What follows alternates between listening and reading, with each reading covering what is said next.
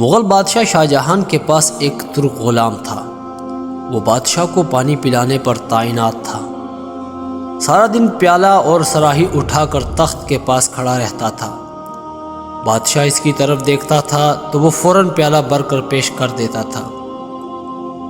وہ برسوں سے یہ ڈیوٹی سر انجام دے رہا تھا اور بڑی حد تک بادشاہ کا رمز شناس ہو چکا تھا، لیکن ایک دن اس سے غلطی ہو گئی۔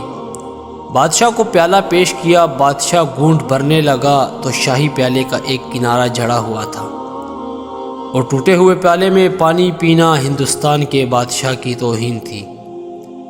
بادشاہ نے پیالہ نیچے دے مارا اور غلام کو 20 کوڑے لگانے کی سزا سنا دی۔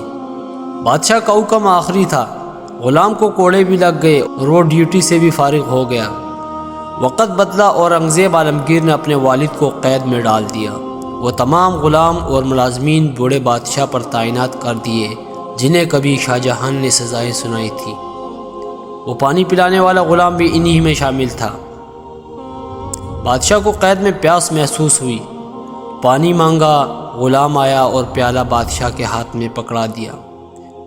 بادشاہ نے پیالے کو غور سے دیکھا، وہ شکستہ تھا اور کسی نے اس کی کرچیاں اور اس کی ٹھیکریاں جوڑ کر اسے قابل استعمال بنایا تھا۔ بادشاہ نے حسرت سے پیالہ دیکھا اور پھر غلام کی طرف دیکھ کر پوچھا، میرے ساتھ یہ سلوک کیوں؟ غلام نے مسکرا کر عرض کی، حضور یہ وقت کا سلوک ہے۔ یہ وہی پیالہ ہے جس کا ایک کونا بھرنے پر آپ نے اس میں پانی پینے سے انکار کر دیا تھا اور اسے زمین پر مار کر توڑ دیا تھا۔ میں نے اس ٹوٹے ہوئے پیالے کو جوڑا اور جوڑ کر اس گھڑی کا انتظار کرنے لگا جب آپ اس میں پانی پینے پر مجبور ہو جائیں گے۔